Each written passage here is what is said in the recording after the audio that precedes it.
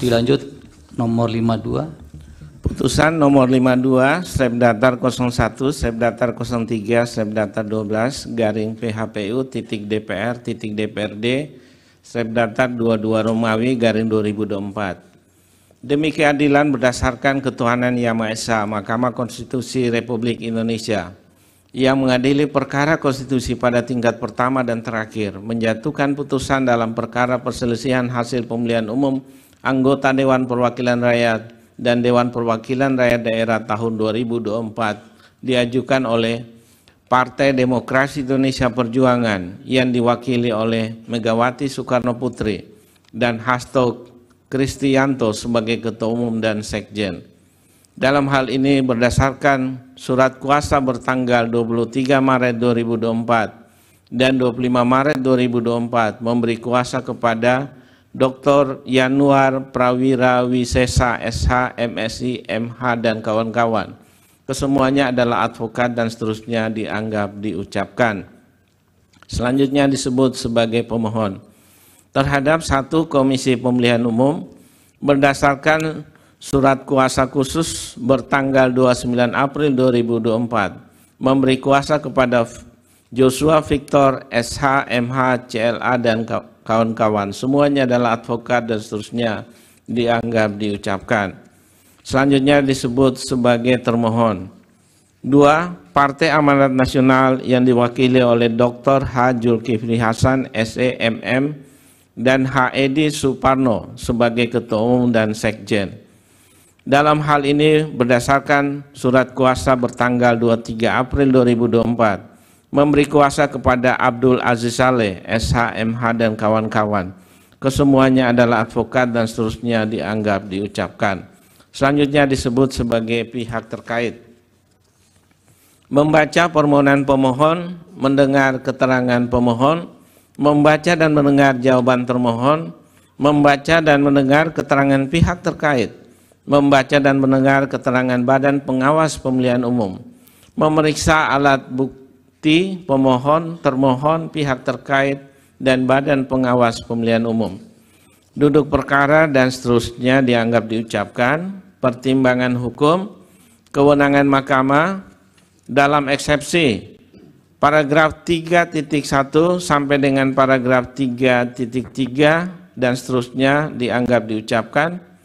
Dan oleh karena eksepsi termohon tidak beralasan menurut hukum, dengan demikian mahkamah berwenang mengadili permohonan akuo.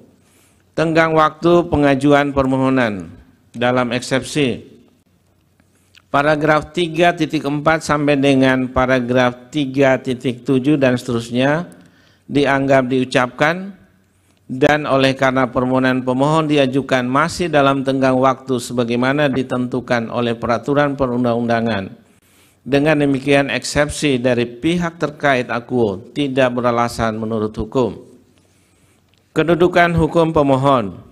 Paragraf 3.8 dan paragraf 3.9 dan seterusnya dianggap diucapkan, dan pemohon memiliki kedudukan hukum untuk mengajukan permohonan akuo. Selanjutnya mahkamah akan mempertimbangkan eksepsi dan pokok permohonan. Dalam eksepsi, menimbang bahwa sebelum mahkamah mempertimbangkan lebih lanjut pokok permohonan pemohon, mahkamah terlebih dahulu akan mempertimbangkan eksepsi termohon dan eksepsi pihak terkait yang pada pokoknya menyatakan permohonan pemohon kabur dengan alasan dianggap diucapkan. Menimbang bahwa terhadap eksepsi termohon dan eksepsi pihak terkait sebagai berikut.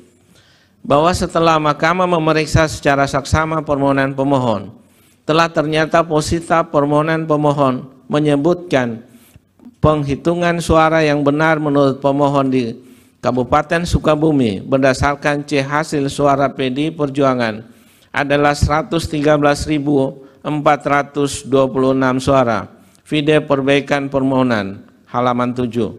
Namun dalam petitum angka 3, pemohon meminta untuk menetapkan hasil perolehan suara pemilihan umum anggota DPR RI tahun 2024 Dapil Jawa Barat 4 yang benar berdasarkan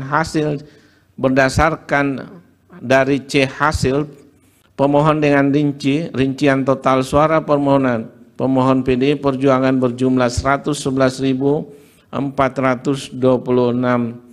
suara, sedangkan PAN sebesar 106.848 suara.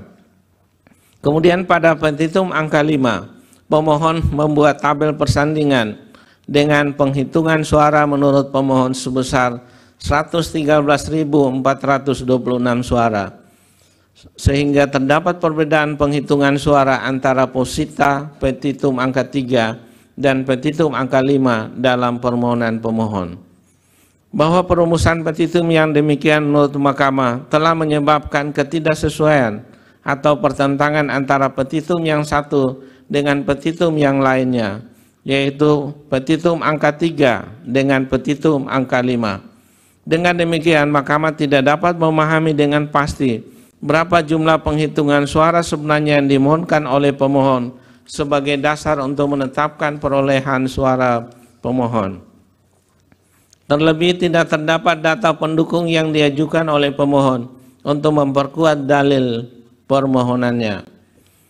Bahwa sementara itu, berkaitan dengan eksepsi pihak terkait yang menyatakan bahwa dalam pokok permohonannya pada halaman 10, pemohon mendalilkan bahwa akibat ketidakjujuran termohon telah mengakibatkan kerugian bagi pemohon karena tidak dapat ditetapkan sebagai calon terpilih di daerah pemilihan Kalimantan Selatan. Sedangkan dalam permohonannya, pemohon mengajukan permohonan untuk dapil Jawa Barat 4. Menurut Mahkamah, penyebutan dua dapil yang berbeda provinsi dalam posita, yaitu dapil Jawa Barat 4 dan dapil Kalimantan Selatan 2, jelas menunjukkan bahwa pemohon tidak cermat dalam mengkonstruksikan permohonannya. Adapun terkait renvoy yang dilakukan pemohon terhadap perubahan dapil Kalimantan Selatan 2 menjadi dapil Jawa Barat 4 dalam persidangan pendahuluan pada tanggal 30 April 2024, fide risalah sidang perkara nomor 52 dan seterusnya 2024 bertanggal 30 April halaman 32.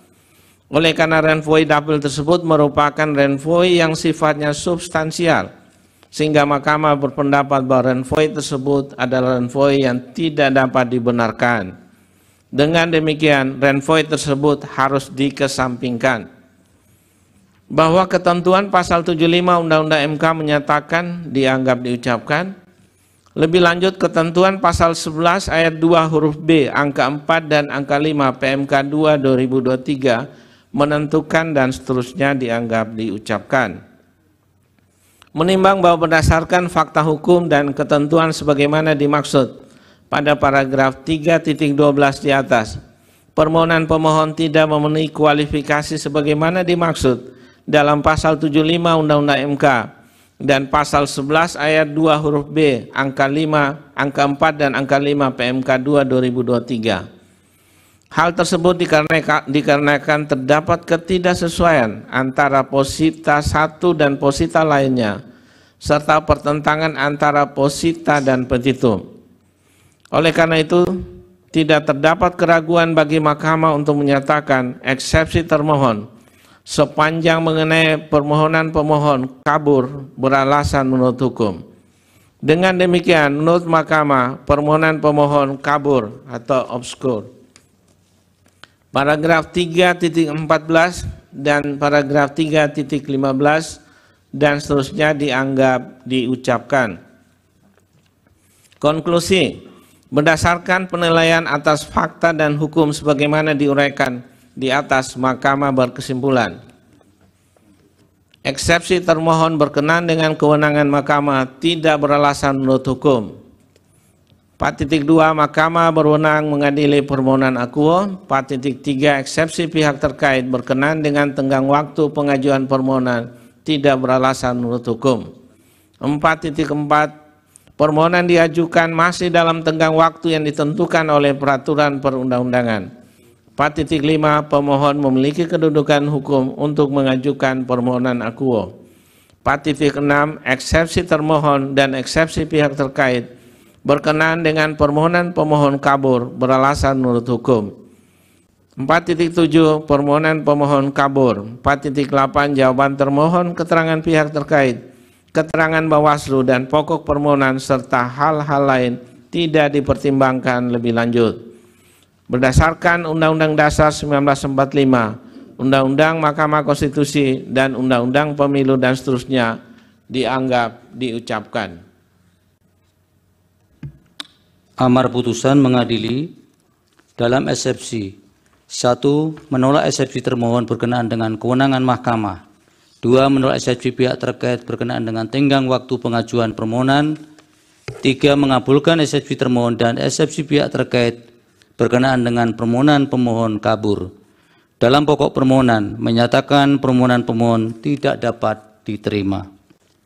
Demikian diputus dalam rapat permusyawaratan hakim oleh 9 hakim konstitusi, yaitu Suhartoyo selaku Ketua Merangkap Anggota, Saldi Isra, Daniel Yusmik Pepoe, M. Guntur Hamzah, Anwar Usman, Arif Hidayat, Eni Nurbaningsih, Ridwan Mansur, dan Arsul Sani, masing-masing sebagai anggota pada hari Rabu tanggal 15 bulan Mei tahun 2024 yang diucapkan dalam sidang pleno Mahkamah Konstitusi terbuka untuk umum pada hari Selasa tanggal 21 bulan Mei tahun 2024 selesai diucapkan pukul 8:50 waktu Indonesia Barat oleh 9 hakim tersebut dengan dibantu oleh Anantia Ayu Devitasari, Alipah Ramawati, Francisca, dan Indah Karmadania sebagai panitera pengganti serta dihadiri oleh para pihak.